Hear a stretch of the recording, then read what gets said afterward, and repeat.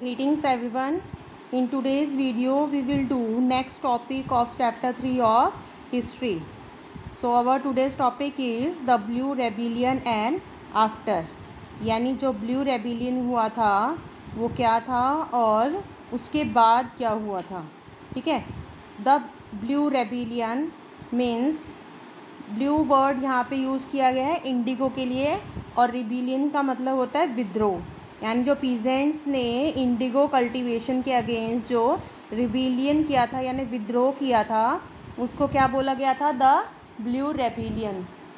So student, let's start our topic.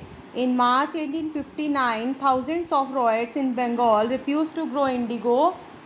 As the rebellion spread, Roids refused to pay rent to the planters and attacked indigo factories armed with swords and spears.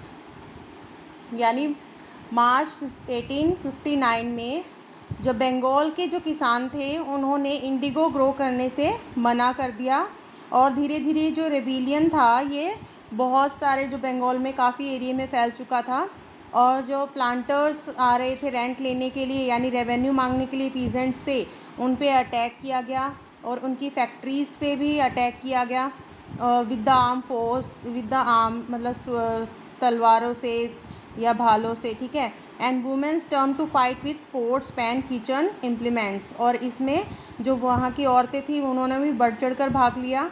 And those who work for the planters were socially boycotted. यानी जो भी अब कोई भी planters के लिए work कर रहा था उसको वहाँ पे सोशली बॉयकॉट कर दिया जाता था. And gomasthas agents of planters who came to collect rent were beaten up. यानी जो गोमथास आते थे, गोमथास कौन होते थे, एजेंट्स होते थे प्लांटर्स के जो रेवेन्यू कलेक्ट करने के लिए आते थे, उनको भी पीट दिया जाता था. And Roids swore they would no longer take advances to sow indigo nor be bullied by the planters' lathis, the lathi wielding strongmen maintained by the planters. यानी अब रॉयड्स ने कसम खा ली थी कि अब वो आगे कल्टीवेशन इंडिगो कल्टीवेशन के लिए किसी तरह का एडवांस नहीं लेंगे प्लांटर से और जो लाठीवाल्स हैं उनको भी वो नहीं किसी तरह से वो डरेंगे. ठीक है. बट अब क्वेश्चन अराइज होता है कि इंडिगो किसने कैसे ये रिबिलियन शुरू हुआ.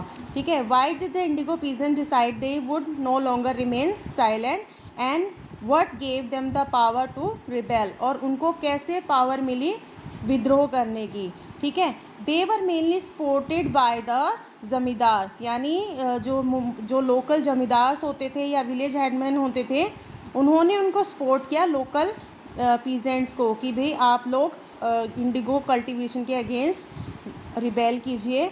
Because in many villages headman who had been forced to sign indigo contract mobilise indigo peasants and fought pressed battles with lathias. In other places even the zamindar went around village as the Roids resist the planters, and these zamindars were unhappy with the increasing power of the planters and angry at being forced by the planters to give them land on long lease. क्योंकि जो जमींदार थे ये जो planters की बढ़ती हुई power से खुश नहीं थे. ठीक है. और क्योंकि ये ज़बरदस्ती फोर्सफुली ये जो पीजेंट्स को फोर्सफुली इंडिगो ग्रो करवाते थे तो ये ज़मींदार जो हेडमैन और जो गांव के थे वो इस बात से खुश नहीं थे.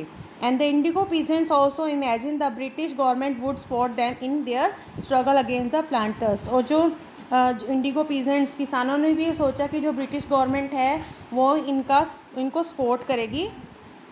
ठीक है. After the revolt of 1857 the British government was particularly worried about the possibility of another popular rebellion. यानी 1857 की विद्रोह के बाद ब्रिटिश गवर्नमेंट को ये मतलब परेशानी हो गई थी. वो वरीड हो गए थे कि ये भी एक जो रिबेलियन है ये वायलेंट ना हो जाए 1857 की तरह.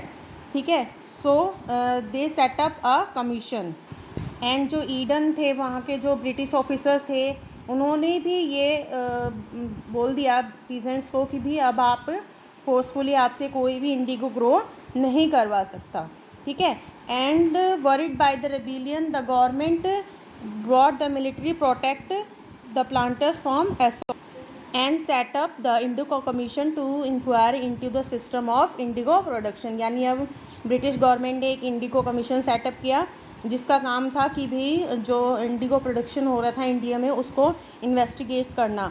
एंड द रिज़ल्ट क्या हुआ, the commission held the planters guilty, और कमीशन ने ये पाया कि जो प्लांटर्स थे, जो ब्रिटिश प्लांटर्स थे, वो दोषी थे, यानी उन्होंने ज़बरदस्ती जो पीजेंट्स हैं उनसे ये काम करवा रहे थे और उनके साथ बुरा व्यवहार कर रहे थे। ठीक है। And it declared that indigo production was not profitable for ryot, और ये डिक्लेयर किया गया कि जो ये इंडिगो प्रोडक्शन सिस्टम है ये रॉयड्स के लिए यानी पीजेंट्स के लिए ये बिल्कुल भी प्रॉफिटेबल नहीं है, इनसे उनका कोई भी फ़ायदा नहीं हो रहा है। And the commission asked the ryots to fulfil their existing contract but also told them they could refuse to produce indigo in future, और उनको बोला गया कि इन फ्यूचर आपको कोई भी फोर्सफुली इंडिगो प्रोडक्शन के लिए नहीं बोल सकता, कोई भी आपको मतलब कंपेल नहीं कर सकता कि आपको इंडिगो कल्टीवेशन ही करना है। Okay. And after the revolt indigo production collapse in Bengal, यानी रिवॉल्ट के बाद जो इंडिगो प्रोडक्शन था बंगाल में वो बिल्कुल ख़त्म हो गया था। But the planters now shifted their operation to Bihar, इसके बाद जो प्लांटर्स थे वो कहाँ मूवमेंट कर ली थी, उन्होंने बिहार की तरफ चले गए थे।